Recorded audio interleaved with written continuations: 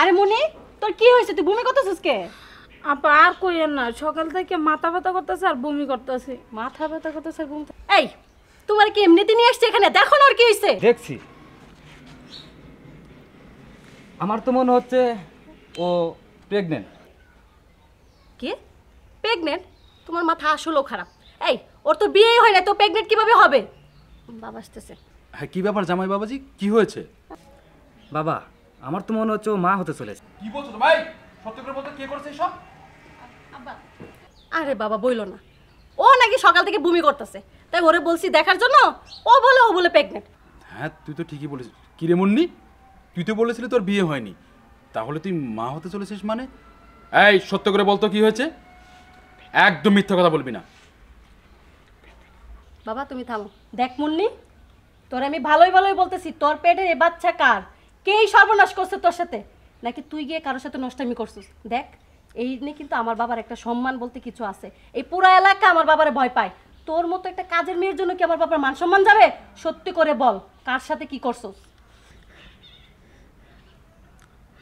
আপা সত্য কথা কইলে কি বিচার করবেন? করবো মানে? তুই জানিস না তোর সাথে জড়িয়ে আছে আমাদের বাড়ির মান সম্মান? তুই শুধু একবার সত্য করে বল, তোর সাথে কি এরকম করছে? বিচার করার দায়িত্ব তো আমার বাবার। হ্যাঁ, তুই ভুলে যাস না, এখন আমি মরে যাইনি।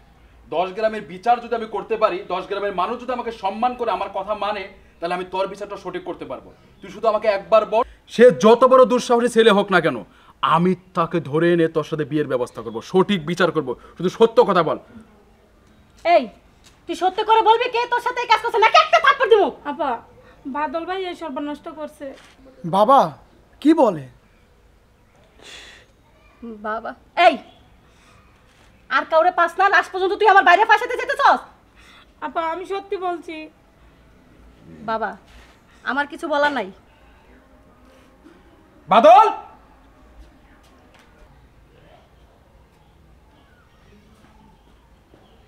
বাবা কি হয়েছে, ডাকছো কেন? মুন্নি এসব কি বলছে? তোর সন্তান নাকি ওর পেটে? ছি ভাই, লাস্ট পর্যন্ত তুই কিনা একটা কাজের মেয়ের সাথে এরকম করবি? আমি তো ভাবতেও পারি নাই যে আমার ভাই একটা কুলাঙ্গার। আরে বোন, তোর কি হয়েছে?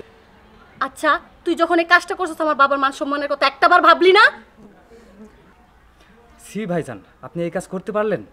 সি ভাইয়া, কি কাজ করলে? বাবার মাস একবার তাকালে না তুই একবারও? আমি বুঝতে পেরেছি, হাতের 5 আঙ্গুল যেমন সমান হয় না, তেমনি আমার ছেলে মেয়েরা সবাই একসমান শিক্ষিত হবে না।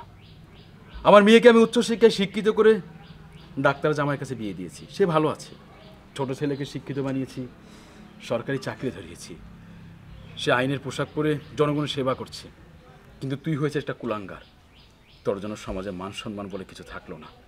10 গ্রামের বিচার করি আমি, 10 গ্রামের মানুষ আমাকে সম্মান করে, আমার কথায় ওঠে বসে সবার সমস্যার সমাধান করি আমি। আর আমার পরিবারের সমস্যা হয়েছে, সেটাকে অন্য কেউ সমাধান করবে? ভুল যেহেতু তুই করেছিস, ভুলের মাসুল তোকে দিতেই হবে। মুন্নির কাজের মেয়ে হলেও ও এই বাড়িরই একজন, ওর গর্বে তোরই সন্তান। তুই আজকে এক্ষণ ওকে বিয়ে করবি। যদি আমার কথার অবাধ্য হোস, আমি তোকে ঘাড় ধাক্কা থেকে বাড়ি থেকে বের করে দেব। তুই ভুলে যাস না, তুই আমার ছেলে বলে আমি তোকে ছাড় দেব। তুই যদি মুন্নিকে বিয়ে না করিস, আমি তোকে ফাঁসির দড়িতে ঝুলাবো। বাবা, আমি আমার ভুল বুঝতে পেরেছি, তুমি যা বলবে আমি তাই করব। ঠিক আছে সাহেব, তুই কাজের ব্যবস্থা কর, আজই বিয়ে হবে। ভিতরে চল। আয় চল।